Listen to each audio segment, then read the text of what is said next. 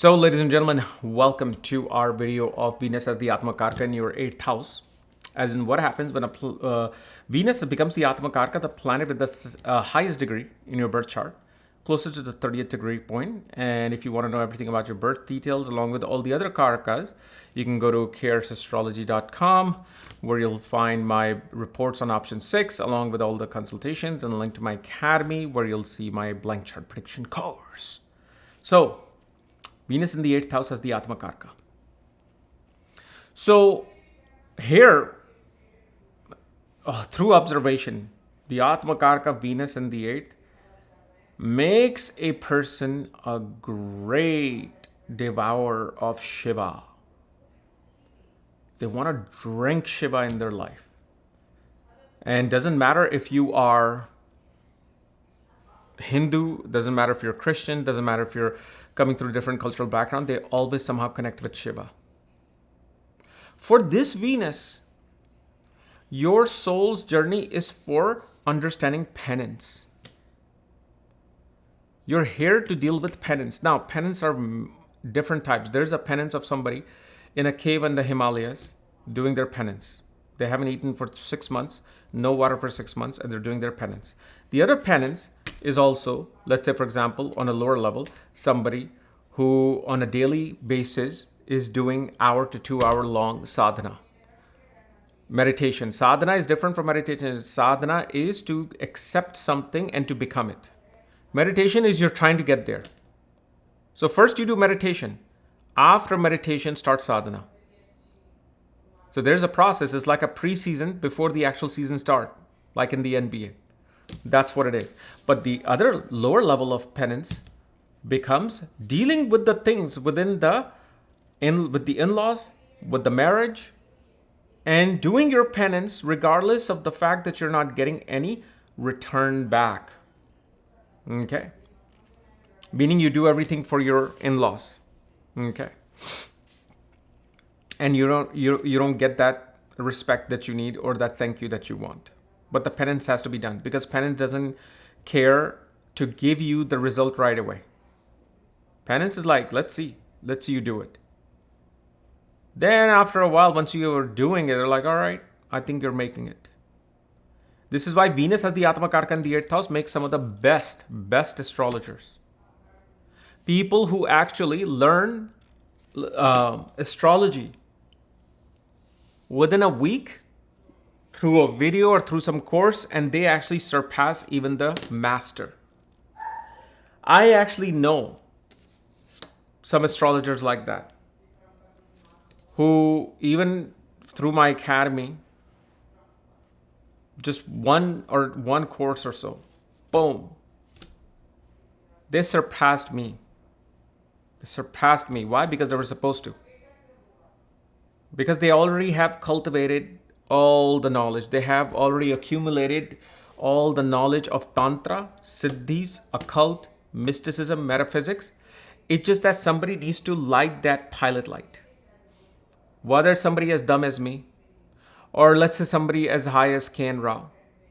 But all we have to do, just lit the pilot light and boom, everything just opens up for this person. And this is why especially you will see in women's cases, when a woman has Venus as the Atmakaraka in the 8th house, there is a malefic in the 7th and a planet in the 9th. They become Tantrani. Look, my dog barked as well. That's one of the yogas, including the other yogas, Ascendant Lord in the 8th, Malefic in the 7th, and any planet in the 9th also does this in a female's chart. But Venus as the Atmakaraka, they'll become the highest priestess. See, Venus also in the 8th house with the Atmakaraka. Now, what is the lesson, right? First of all, the lesson is penance. Dealing with the penance. Sticking to something regardless of whether the reward is not there or not there. Because you don't know. You're thinking of the reward with this life. While the thing is, your soul's entire life is the 600 births it has to go through. So soul isn't just looking at this entire 600 births, that this is my lifeline. And right now I'm at this 267th birth. And at the age of 28, I'm watching this video on YouTube. So don't think it's a life thing. Life is like a small section of a slice of bread. The whole bread is that life. So this is why it's very important to understand the fact that if the reward is not coming, that's okay. This is a very small timeline. It's like somebody meditating for 2 hours, not getting a result, but the third hour you get the result. On the other hand, with the Atmakaraka Venus, you will see you will have to revive things in your life. A person has to deal with revival. Like a person, let's say, starts a business at 25, fails completely, loses money, doesn't bank account is down to zero. Okay. Now, and this is where the Atmakaraka comes into play, because this is part of your lesson. You failed perfect. This is kind of like Punarvasu position. Now go back and start your life again. So the person has to rejuvenate. You have the capacity to rejuvenate your own life. So naturally, this person will not, they don't need to worry about what era I'm in. You could be in a Blade Runner 2067. Everything is AI, everything is robots, and you have to survive. This person will be able to revive themselves in that situation. Like this is the position of a person who can go into a company. Okay. And if the company is dying, they can revive that company. That's what their job is. That's what their lesson is. Hey, go out there, revive things. You will see many a times a person has to revive people. Like this person, if they have the combinations to become a healer, if they become a healer, naturally they're pursuing, they're gonna burn the karmas off really fast because they're reviving people through healing. But of course, for that, you have to make sure that you are either a Manushya or a Rakshas Guna. And you can find that Gana, especially in the first page of the report, in the bottom right-hand corner. Gana should be either Manushya or Rakshasa instead of Deva. Oh, Penny. See, Penny's here too. She never comes up. This is a special video. Hey, Penny. Penny. I know, you're hungry.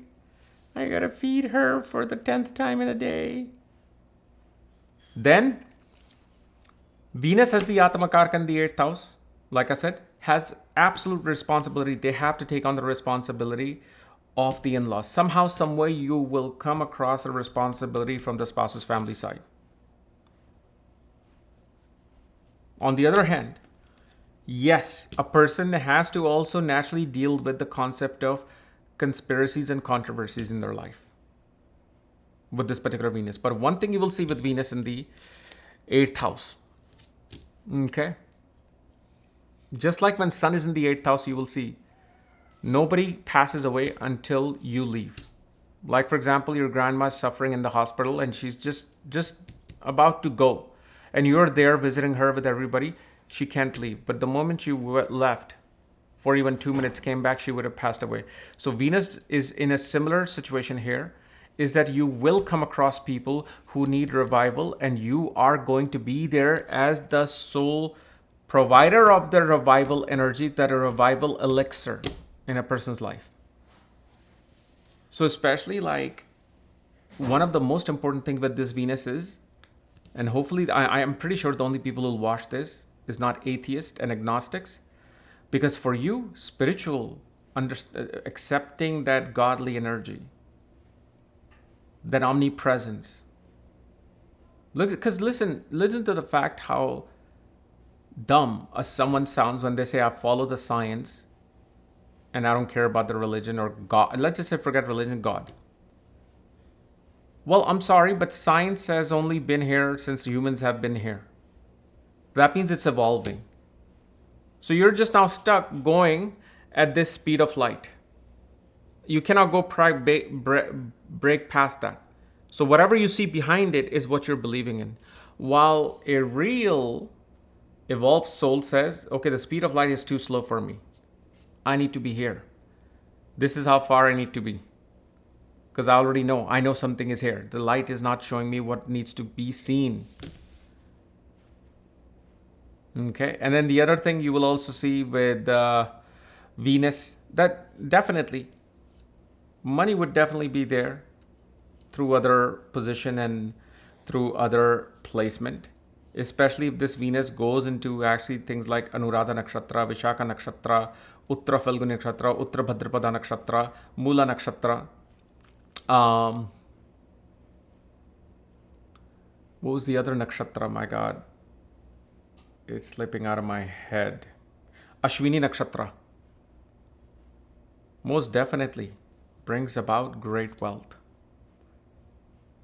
So again, you got to understand, I use everything in my analysis. As much as I follow the BNN thing now 80%, but I'm always, do you know, whenever I look at a chart of a person, I don't go straight to BNN. The first thing that I see, especially when it comes to career, I look at their Karakam Shalagna.